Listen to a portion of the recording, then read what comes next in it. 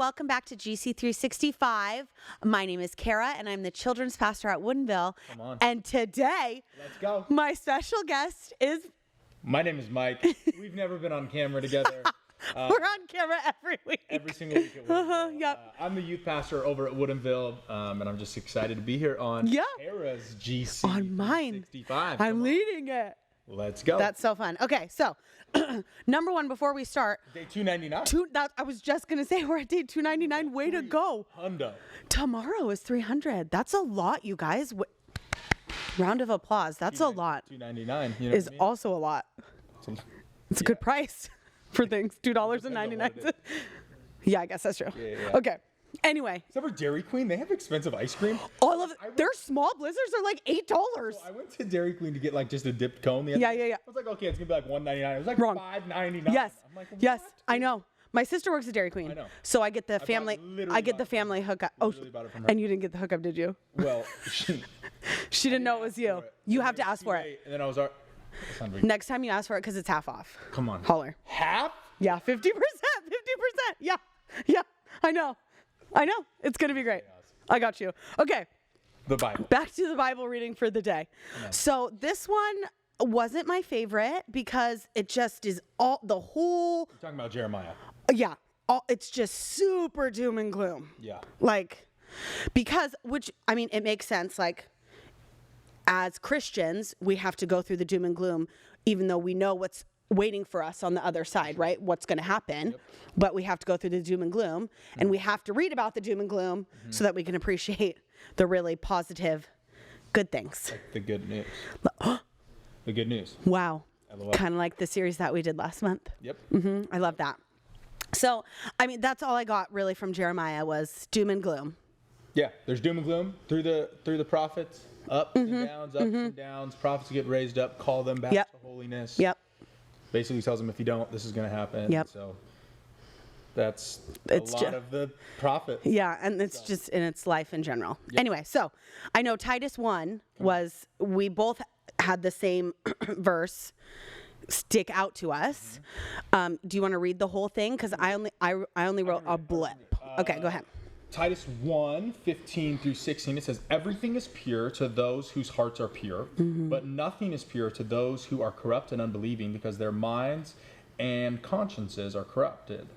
Such people claim they know God, but they deny him by the way they live. And that stood out to me because it's my like, favorite. there's so many things that like are spiritual gray areas. Like, they're neither right or wrong. Right. It's not sinful or not sinful to do the thing. Right. It's like, is it profitable? Like, should I do it? Should Right. I do it? Like, there's moral gray area in Yes. some of those decisions. And I love this passage because it gives freedom to the person that's like a Christ follower, that their conscience is free. Yes. Like, you can do things that are gray, but the question is, where's your conscience at? Right. And where's your heart at, and where the intent matters in 100%. everything that you do. 100%. And if your intent and your intentions, you come from a pure heart, For sure. but you're in this gray area, that's fine, Yes. I think. Well, I'll add this verse. I think the biggest thing to think about is like, if you feel a conviction to not do that, Right. Don't do it. don't do it. Yeah, Like, agreed. Don't go, the Lord has given us a conscience. Yes, I agree. He's given us a brain. Yep. You know what I mean? Yes. To think through consequences of decisions. Yes. And it may not be sinful to do something. Right. But is it going to have consequences that might affect you in your Correct. work life, in your relationships? Right. Not Family. necessarily bad things, but like you could have done something better. Yes. Right. And so like being aware of your conscience, like God Yes, has given us that I for a agree. reason. He uses our conscience to speak to us through the Spirit. And like listen to those promptings. so Yes. that you're living in a way that can please and honor God. I agree. And the people around you. Right? And also, everyone's convictions that they get from the Spirit are going to be different. 100%. So we could both want to do one thing, but then you could have a conviction For sure. to not do it, but I still do it, 100%. and vice versa. 100%. And that's the beauty of free will that God gave us. Yep. I love it. Okay, moving on. We're moving on. Psalms 97. You who love the Lord hate evil. He protects the lives of his godly people and rescues them from the power of the wicked. Yep. I love that verse because it's so hard to be drowning in the culture Yep. and feel like you can't come up for air because there's so much negativity and there's so much evil everywhere. There really is. But to know that when you love the Lord and he will protect you. Yeah. I've been through and he is on point. Like there has never been a time where I truly needed protection where he did not protect me. Yeah.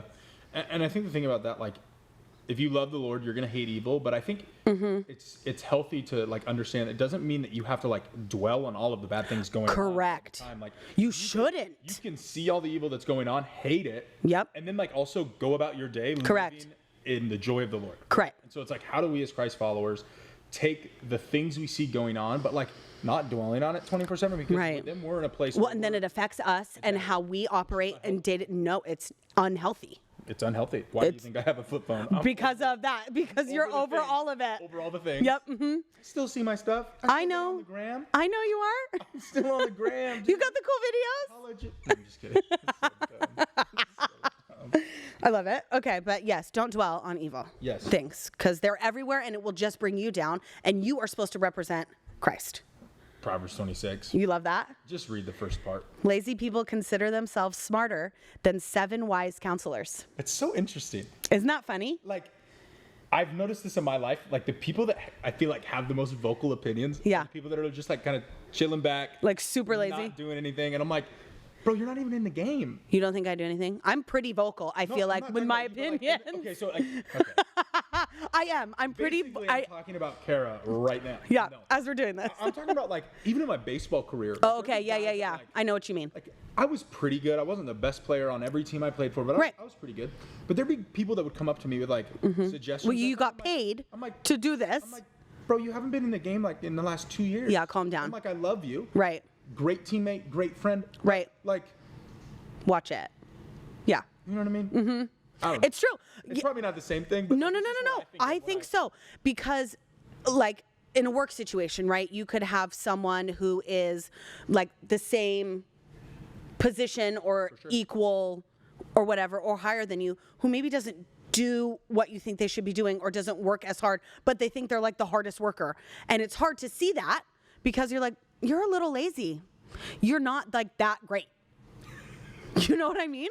Like, you are not I've definitely better than everyone. I've definitely worked some jobs. Yeah, Like, where I did. I've had that. 100%. Especially, like, working retail. I was just going to say in my retail career. Yeah. 'Cause- Like, there's those people that, Yes.